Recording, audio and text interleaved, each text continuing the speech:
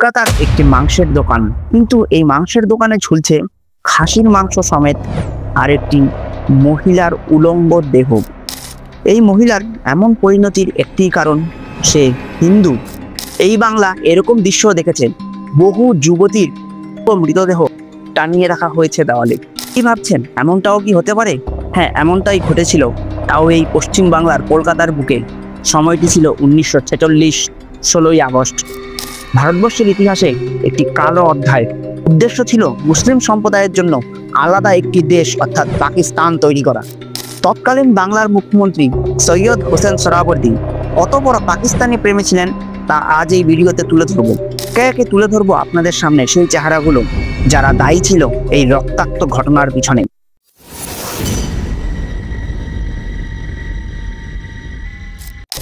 কলকাতায় সেই দিন হিন্দুদের উপর এই অত্যাচারের পিছনে মোহাম্মদ আলী জিন্নাহর হাত তো ছিলই, এছাড়াও আরো দুইজনের হাত ছিল, যা আমরা প্রায় ভুলে যাই। একজন হলো তৎকালীন বাংলার মুখ্যমন্ত্রী সৈয়দ হোসেন সোহরাওয়ার্দী ও অন্য একজন হলো তৎকালীন কলকাতার মেয়র সৈয়দ মোহাম্মদ উসমান। এই দুইজনের ষড়যন্ত্রে রচিত হয় বাংলার বুকে সেই কালো অধ্যায়, যা মনে রাখা উচিত প্রত্যেকটা হিন্দুকে। কলকাতার পুলিশি ব্যবস্থাকে 4 দিন ধরে সম্পূর্ণভাবে অচল করে রাখার দায়ী ছিল এই মুখ্যমন্ত্রী সৈয়দ হোসেন সোহরাওয়ার্দী। 11 থেকে 14ই আগস্টের মাঝখানে কলকাতার বিভিন্ন জায়গায় ছোট মোটো দাঙ্গার খবর আসতে শুরু করে। খবর আছে বিভিন্ন হিন্দুদের দোকানের লুটপাটে। তথাপি তৎকালীন সরকার কোনো ধরনের ব্যবস্থা গ্রহণ করেনি। উল্টো সেই সময় কলকাতার মেয়র মোহাম্মদ উসমান একটি লিফলেটের মাধ্যমে তার সন্দেশ জারি করে, যা ছিল অত্যন্ত ভয়ানক। যেখানে লেখা ছিল, we Muslim have had the crown and have rule, do not lose heart, be ready to take sword, oh কাফির your doom's is not so far. এই বাণী থেকে পরিষ্কার যে তিনি কাফেরদের উদ্দেশ্যে বলছিলেন, তোমাদের শেষ দিন আসন্ন।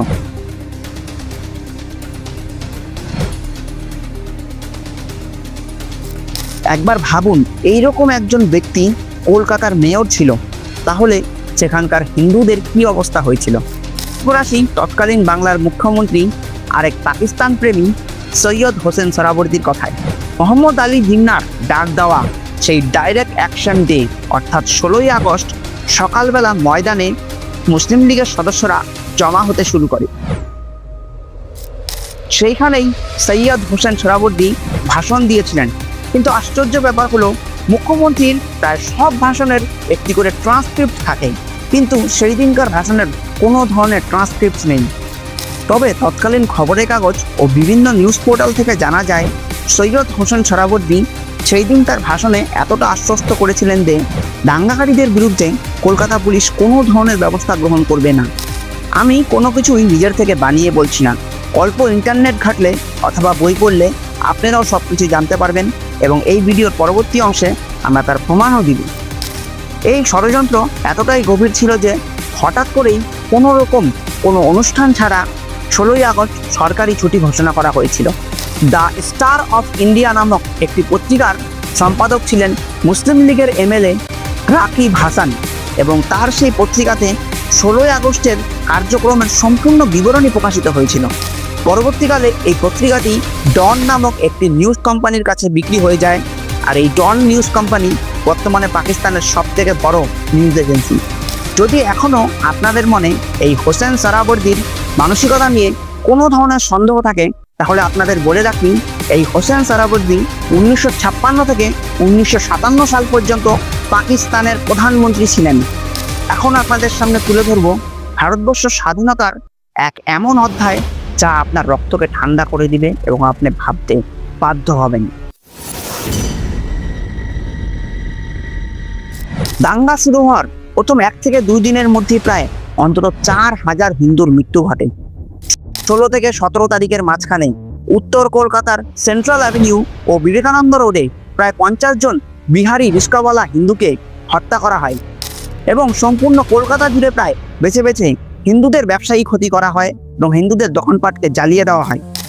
আমি এই সব কিছু বানিয়ে বলছি না, এই সব কিছু লেখা রয়েছে তৎকালীন বিভিন্ন ব্রিটিশ রিপোর্টে, যা আজও রক্ষিত রয়েছে ভারতবর্ষের ন্যাশনাল আর্কাইভে। আমি এই তথ্যগুলো যেই ফাইল থেকে সংগ্রহ করেছি সেই ফাইলটির নম্বর এখানে দিয়ে দেওয়া হলো, আপনারা চাইলে নিজেরাও তা পড়ে দেখতে পারেন। এবং এই ফাইলিং একজন ইংরেজ ব্রিগেডিয়ার এই সোহরাওয়ার্দীকে কিংস অফ গুন্ডাস বলে অভিহিত করেছেন। এবং এই দাঙ্গাকারীদের হাত থেকে রক্ষা পায়নি বাংলার রূপকার ডক্টর বিধানচন্দ্র রায়ের বাড়িও, তার বাড়িতেও ভাঙচুর করা হয়। তার বাড়িতে ভাঙচুর করার একটি অন্যতম কারণ ছিল তিনি একজন কংগ্রেসের নামকরা সদস্য ছিলেন। এবার আসি আরেক নৃশংস ঘটনার বিবরণে। গার্ডেন রিচ টেক্সটাইল ওয়ার্কার ইউনিয়নের প্রেসিডেন্ট সৈয়দ আবদুল্লাহ ফারুকি মেটিয়াবুরুজের নীতিবাগান এলাকার করসান টেক্সটাইল মিলের প্রায় 300 উড়িয়া হিন্দু কর্মচারীদের জীবিত অবস্থায় জ্বালিয়ে দিয়ে হত্যা। পরবর্তীকালে মেটিয়াবুরুজ থানায় তার বিরুদ্ধে মামলা হয় এবং তৎকালীন উড়িষ্যার একজন মন্ত্রী বিশ্বনাথ দাস সেই সমস্ত ঘটনা খতিয়ে দেখতে এসেছিলেন। কি ভাবছেন এখানেই শেষ? শুধুমাত্র হিন্দু পুরুষদের উপরই নয়, হিন্দু মা বোনদের উপরে হয়েছিল চরম অত্যাচার, এবং সেই অত্যাচারের বর্ণনা শুনলে আপনার হৃদয় পর্যন্ত কেঁপে উঠবে।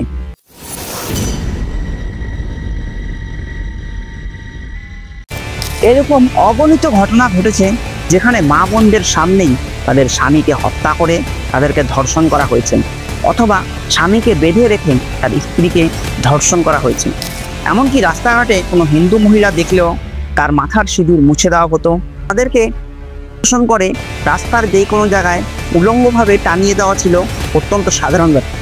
এখানে একটি বিশেষ ঘটনা উল্লেখ না করলেই নয়। কলকাতার রাজাবাজার এলাকার কিছু মাংসের দোকানে হিন্দু মহিলাদের হত্যা করে তাদের উলঙ্গ দেহকে টানিয়ে রাখা হয়েছিল।